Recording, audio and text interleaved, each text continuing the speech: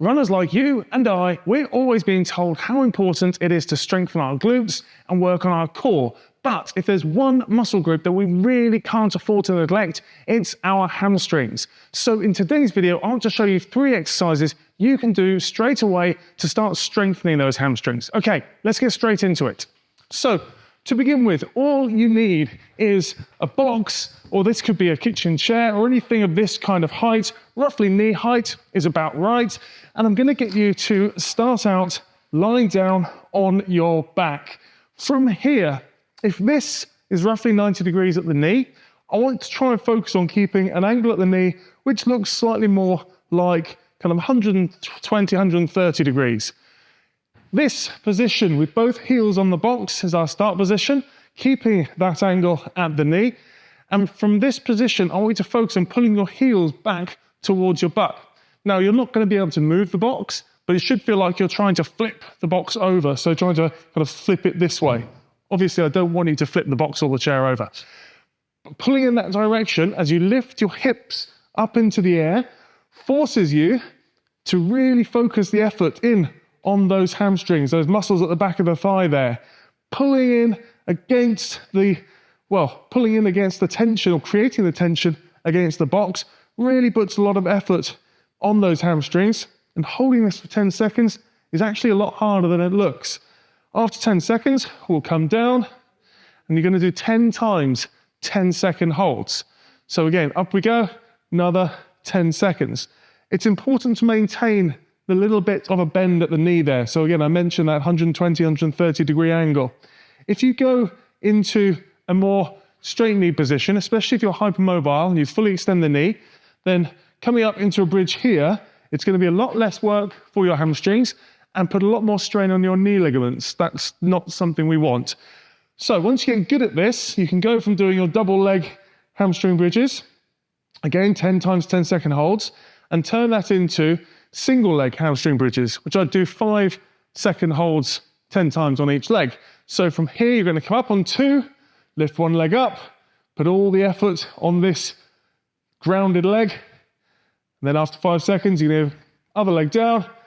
Again, other side, 5 seconds. And this you'll really feel in the backs of those thighs, those hamstrings.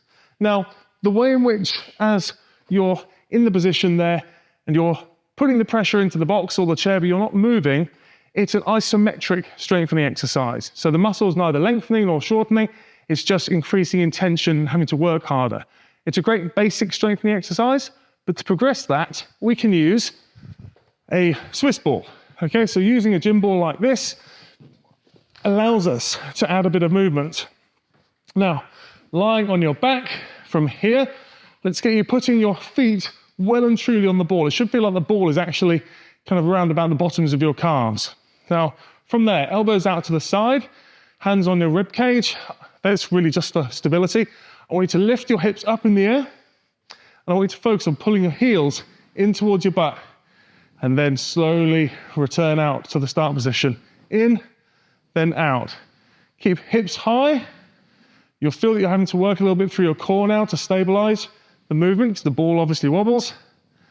We're going to work through 20 reps in and out, slow and controlled. You'll feel the effort through those hamstrings, but this time with this exercise, we're now shortening and lengthening those hamstrings. You're working concentrically and eccentrically through the muscle group. Of course, be under tension the whole time through those hamstrings, really helping over time to build strength. Now we'll start out double-legged. Over time, as you get good at this, you can also do a single leg variation. Foot needs to be closer to the middle of the ball.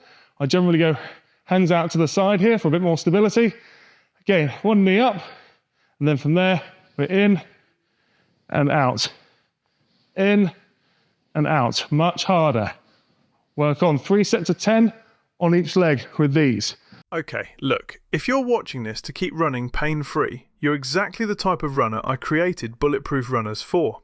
Inside the program, you'll find a full library of follow-along strength and mobility workouts designed specifically for runners like you. They're short, just 15 to 20 minutes, and built to fit alongside your running. You can try Bulletproof Runners completely free for 7 days. Just click the link in the description and get started straight away. Now, back to the video. Okay, so 2 very simple ground-based hamstring exercises. Great place to get started, but for those of you who are a bit more adventurous and want to integrate some weights, and don't be put off by the idea of integrating weights, this is very, very simple, and you can actually do something very similar without weights, which I'll show you in a second. We can do a Romanian deadlift, or think of it simply as a stiff leg deadlift. Both legs at once.